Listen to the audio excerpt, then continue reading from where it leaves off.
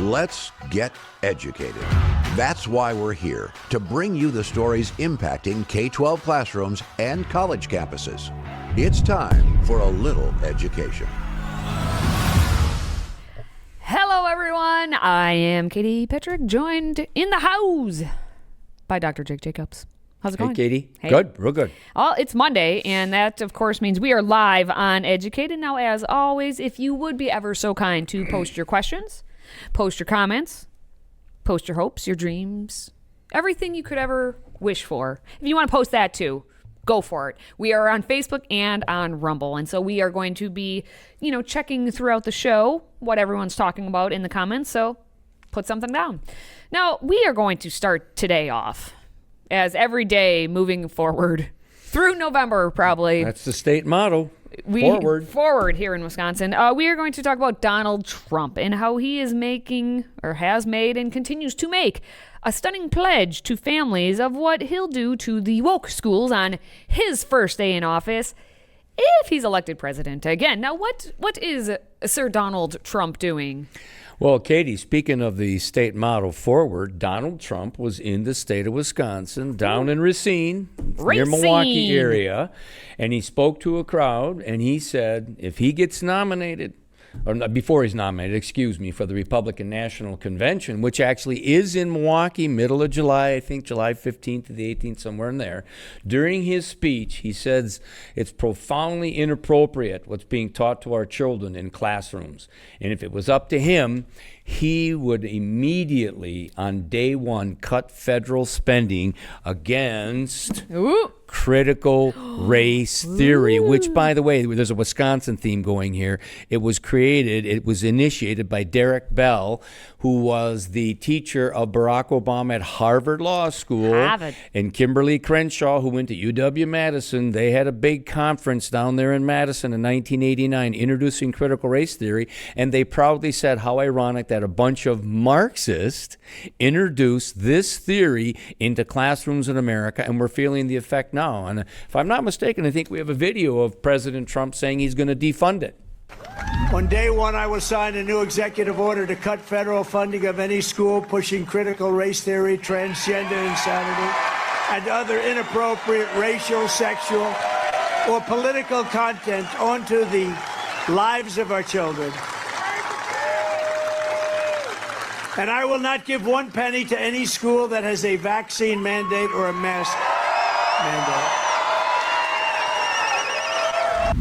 It's interesting because Donald Trump never needs to do his hair because he could just put his hat on every time and just be like, I'm here. Quit picking on Orange Man. Hey, Orange Man bad. That's what they say. That's what all the people say.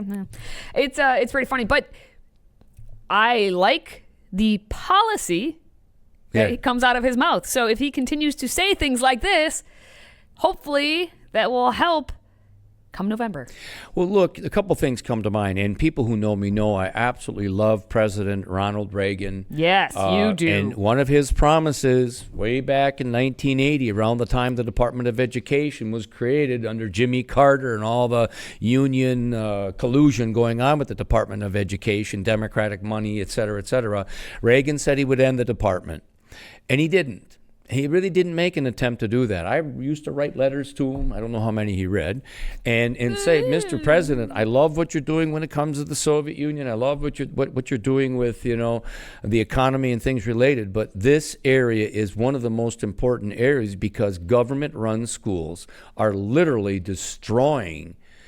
They're destroying the country. They're destroying the republic. Well, yeah, and so what Trump's saying here is when he said, I'm going to cut the funding for schools that push the critical race theory. I'm going to, end this transgender insanity. And then he also added to how he pledges to shut down the U.S. Department of Education if he's reelected. And so I think these are the things that he needs to continue to say and continue to basically drill into the minds of, especially, which voting demographic did he lose? Suburban moms, suburban white moms. Yep. Listen to the policies that he wants to enact. Who are the ones who have been standing up at the school board meetings fighting for their children? It's the suburban, most of the time, white mom, but it's the suburban moms. You are on the same page as Donald Trump. If you hate him as a person, that's your prerogative, whatever. But in terms of policy and what's best for you and your family, listen to the policy. So again, like you're saying though, what Reagan said makes those promises. Politicians gonna politician. They will make their promises. These are at least promises that we can get behind. I got two feelings about this. First of all, what Donald Trump did when he was president of the United States was absolutely amazing. He did take on the deep swamp, the deep state in many, many ways. And that's why they wanted to destroy him from day one. And they're still trying to destroy him. The last thing those monsters in Washington, D.C. want Donald Trump to be around. But we also, going back to the time period of President Wilson and FDR, we're dealing with the administrative bureaucratic state.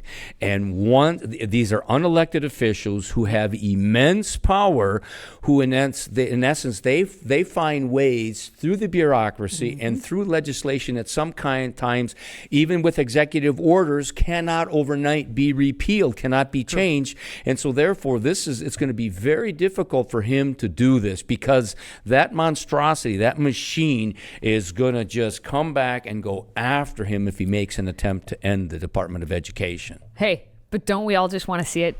Absolutely. Try? Like, don't we just all want to see it on day one? You know what? Suburban moms, open your ears. Let's listen to the man. And I will shut down the federal Department of Education, and we will move everything back to the states where it belongs and where they can individualize education and do it with the love for their children. Well, yeah. There we go. There's the promise. Let's see if it actually happens. I want to go to the comments because some people are chiming in, which is quite nice. Hello, everyone. Adrian across the pond. He's not even over in the U.S. and he cares more about what's happening over here. So hi, Adrian. Hi, Reba. Sarah, sending prayers from Corpus Christi. Sarah, I see an orange and 2 watermelons for emojis. I like oranges and I love watermelons. So I guess fruit salad. Trump 2024 for Lori, Dee also.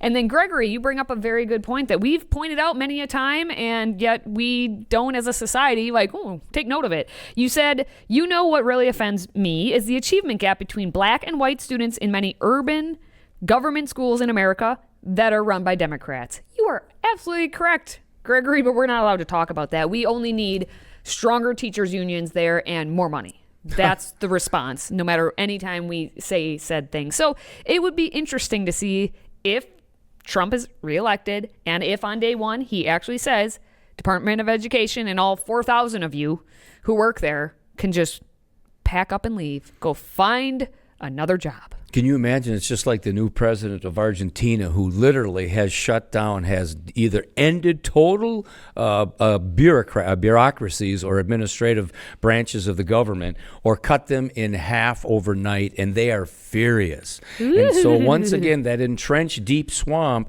they will do whatever they can to stop him. Let's hope now this isn't just an election, rhetoric to get more votes. Let's hope that once he becomes president, which I'm convinced he will, that he will, on day one, not day two, day one, he'll go after the ending of the Department of Education. Numero uno. Well, day one there's going to be a lot going on day riots. one. I can feel if that happens. Yeah. Yes, it should be interesting. And by the way, he also mentioned in that speech earlier, he says, I want to keep men out of women's sports. That's a part of it that I absolutely like. What a novel idea. That he is actually for women's rights. What? Unlike like women? Joe Biden. Like women. Like actual women. Again, Like, suburban moms, pay attention. Yes. Who is paying attention? Yolanda, nice to see you. And Jonathan, thanks for chiming in. We got a bunch of people making comments. Keep commenting. We'll be reading them. Now, we need to move on to another person who needed to leave a long time ago and then never did. The Fauch. He's back. And that's never a good thing. The Fauch. He's the Fauch ouch, and he needs to go away. He's a cockroach, and he will never die. But hey, he may actually be telling the truth for once, because the truth is that he lied all the way to the bank. As we know, we all were watching from our houses, which we were basically locked in because we weren't allowed to go anywhere. Especially you students who weren't allowed to go to school. We literally suffered because of the things that came out of his mouth. The Fauch. And so the Fauch. And our children, again, literally suffered from it as well. Now, Dr. Anthony Fauci, for those of you who don't know who I'm talking about, which means you've lived under a rock. Dr. Anthony Fauci, he basically said a lot of statements during the COVID time that made it so it became policy as to how we handle business in America. Science. He's he the is science. The science. Well,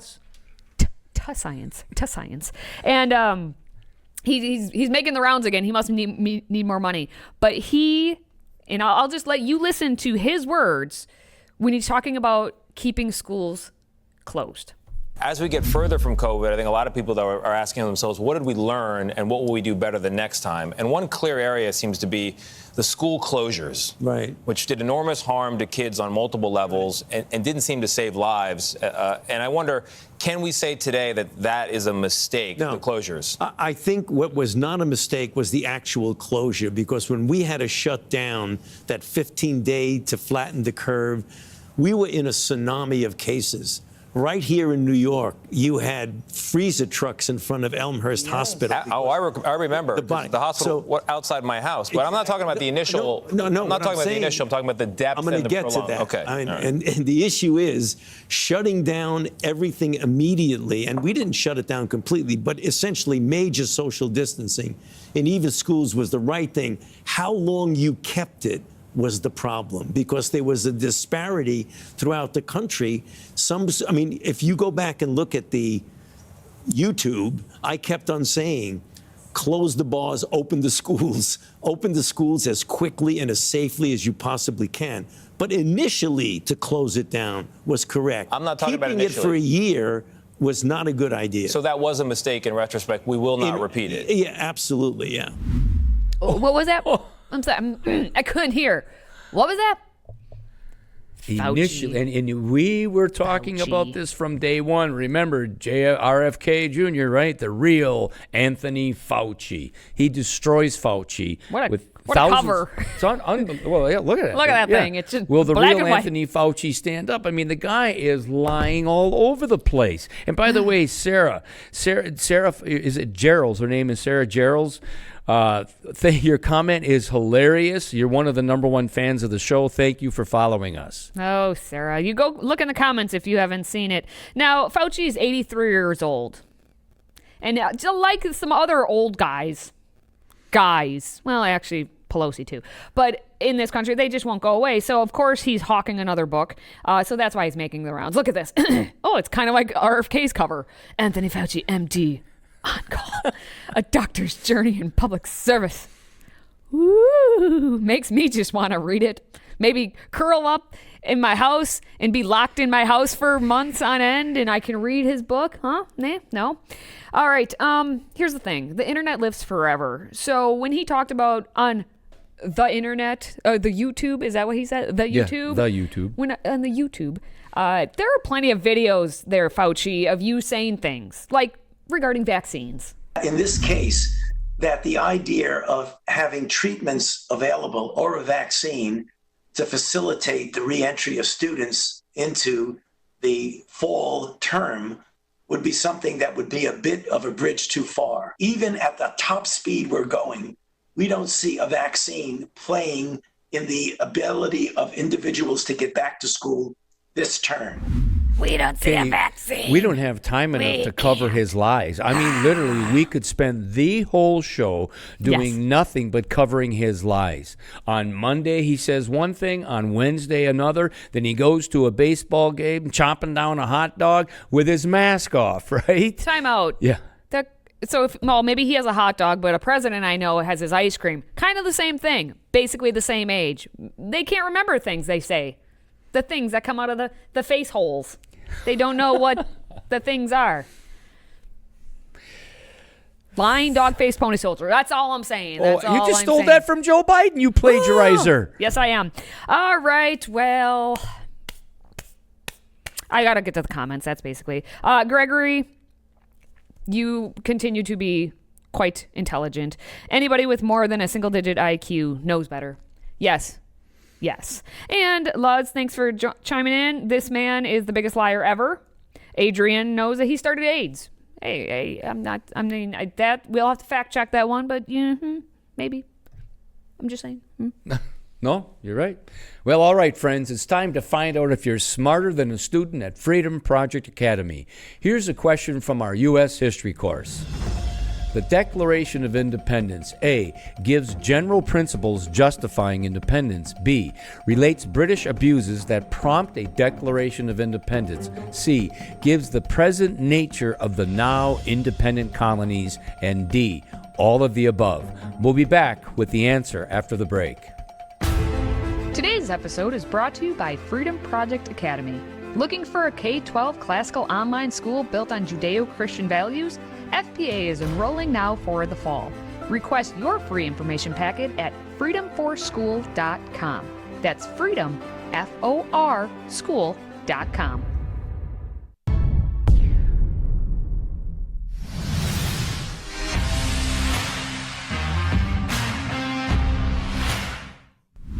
And we're back. Now, before the break, we asked if you were smarter than a student at Freedom Project Academy. Let's remember, what's that question? It's more like a statement, but the Declaration of Independence, what does it do? It gives general principles justifying independence. It relates British abuses that prompt a Declaration of Independence. It gives the present nature of the now independent colonies. Okay, fine. It's all of them. It's all three of those, A, B, and C. So the answer, of course, is D, all of the above. Now, for more information on the live, anytime, homeschool, and summer school courses offered at Freedom Project Academy, please visit freedomforschool.com.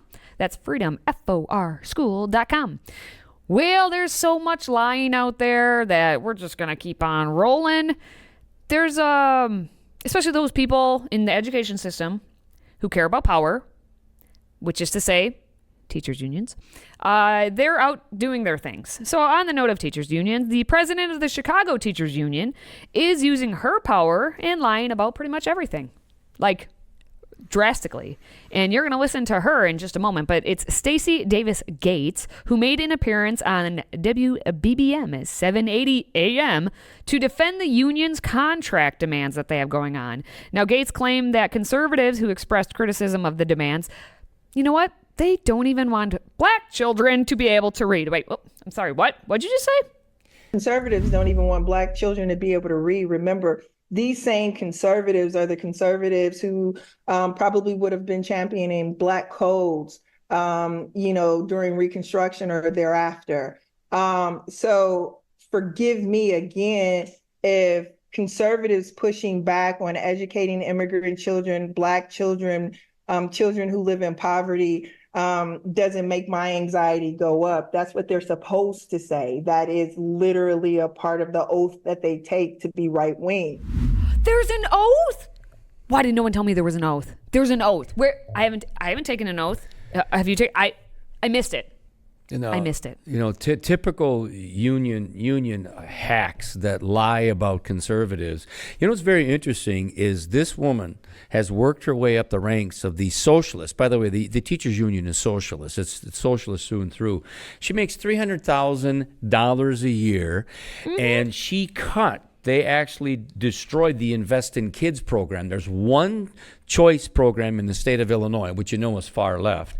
And literally those kids, their families will make $45,000 a year. She makes $300,000 a year. Fine, and though. in typical Democratic Union fashion, guess where she sends her high school kid? Oh, I don't know. I'm guessing it's to those same low-income schooling things, right? It's a private. She sends her kid to a private school to the tune of $18,000 a year, just like Al Gore's kids and all the Democrats of the last 50 years have been sending their kids to private schools while they work in collusion and cahoots with the unions, with Democrats. Now, nowhere in your little speech there did I hear you mention anything about her race, because that's clearly the most important factor that you were looking at, because everything is about race.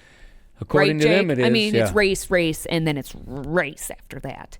And apparently taking some oath. That is literally a part of the oath that they take to be right wing. Her words.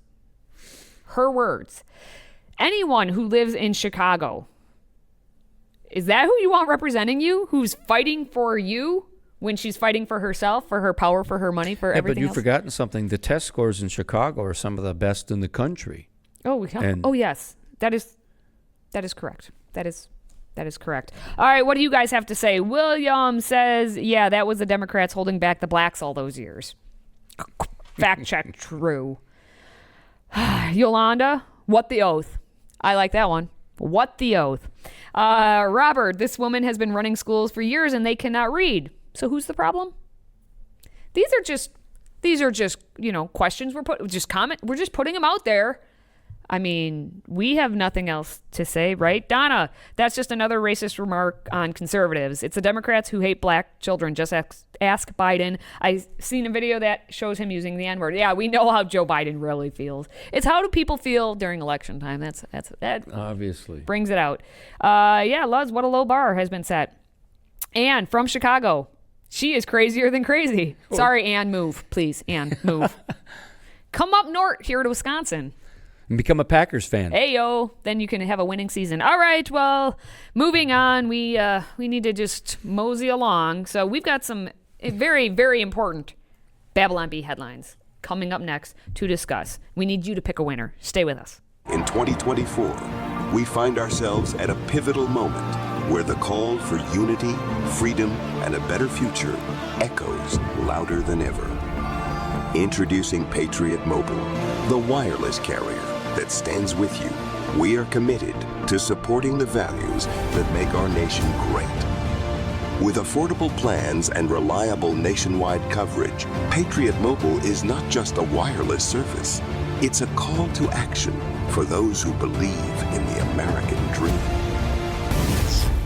Get free activation now with promo code EDUCATED.